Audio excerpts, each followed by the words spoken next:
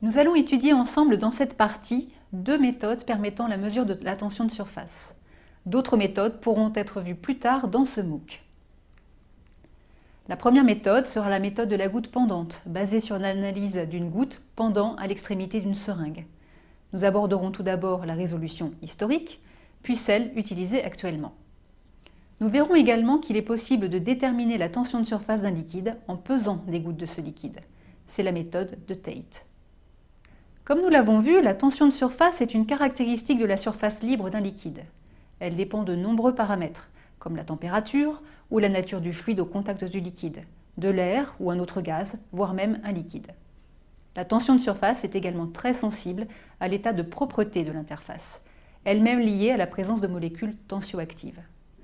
On comprend alors l'importance de pouvoir mesurer la tension de surface dans des conditions de grande propreté, hors poussière et avec un matériel parfaitement propre et sec.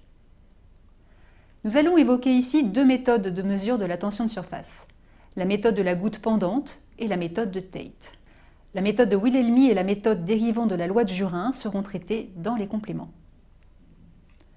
Commençons par la méthode de la goutte pendante. Cette méthode repose sur l'étude de la forme d'une goutte de liquide pendante à l'extrémité d'une seringue.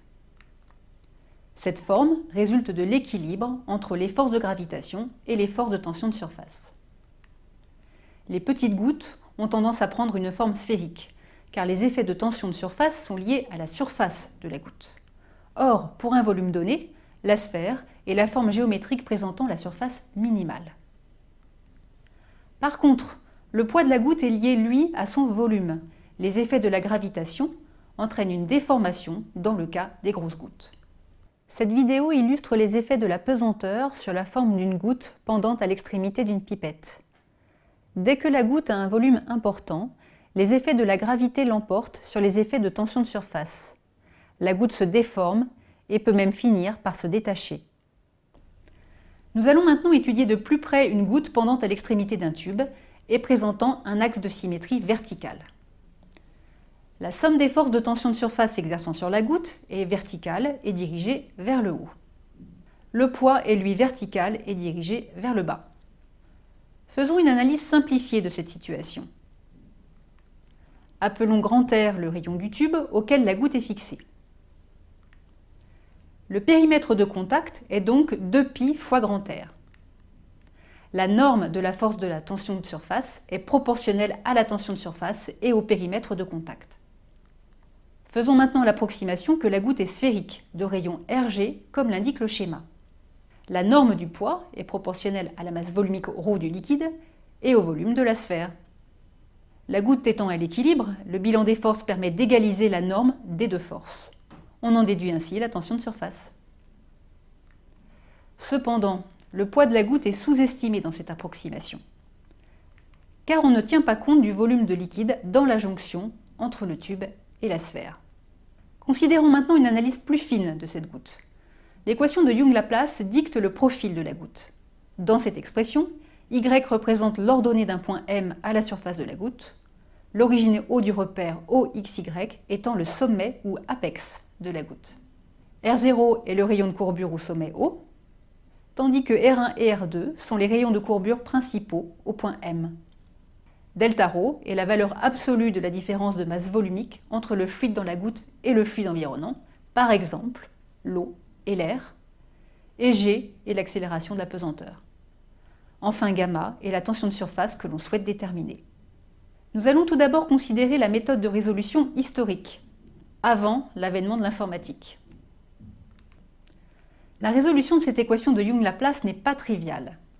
Jadis, on procédait en deux étapes. D'abord, la mesure de deux paramètres géométriques de la goutte, son diamètre équatorial DE et le diamètre DS mesuré à une hauteur DE au-dessus de l'apex. Puis le calcul d'un facteur de forme H calculé empiriquement à partir du rapport DS sur DE.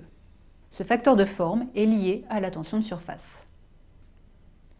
De nombreuses mesures ont permis d'établir des tables liant le rapport DS sur DE et ce facteur de forme H pour la détermination de la tension de surface. Je vais vous présenter ici deux exemples concrets. Commençons par celui de l'eau pure, pour lequel nous allons suivre les étapes précédentes, pas à pas. On procède d'abord à la mesure du diamètre équatorial DE. On reporte ce diamètre sur l'axe vertical, puis on mesure à cette hauteur le diamètre ds. On peut alors calculer le rapport ds sur dE, puis le facteur de forme H. Dans le cas de l'eau pure, ce calcul donne une tension de surface de l'ordre de 77 millNewton par mètre, la valeur couramment retenue étant de 72,8 millNewton par mètre à 20 degrés Celsius. On note donc un écart non négligeable entre les deux valeurs, montrant l'incertitude assez importante de la méthode. Traitons maintenant le cas de l'eau additionnée de liquide vaisselle, en suivant la même procédure, étape par étape. La tension de surface est ici estimée à 35 millNewton par mètre. Elle est donc inférieure de manière significative à celle de l'eau pure. On peut donc en déduire que les molécules détergents abaissent la tension de surface. Ceci est dû au fait que ces molécules forment une monocouche à la surface de l'eau, modifiant fortement ses propriétés élastiques.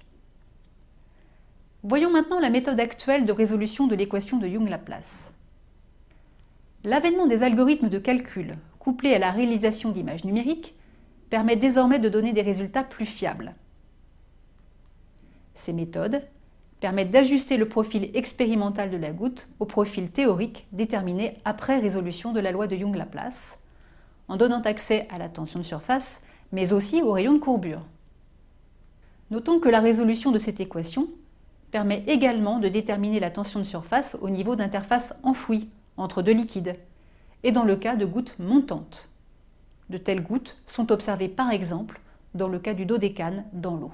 Par contre, les mesures à l'air sont impossibles dans le cas de liquides volatiles. Nous allons maintenant aborder une autre méthode pour déterminer la tension de surface. Il s'agit de la méthode de Tate. Il s'agit ici de peser des gouttes se détachant d'un compte-gouttes. On pose m, la masse d'une goutte, et gamma, la tension de surface du liquide. Le bilan des forces s'exerçant sur la goutte juste avant qu'elle se détache permet d'établir l'expression de sa masse, en fonction de la tension de surface du liquide la constituant et d'un facteur de forme K lié au rayon de courbure R du bord de l'orifice du compte-gouttes.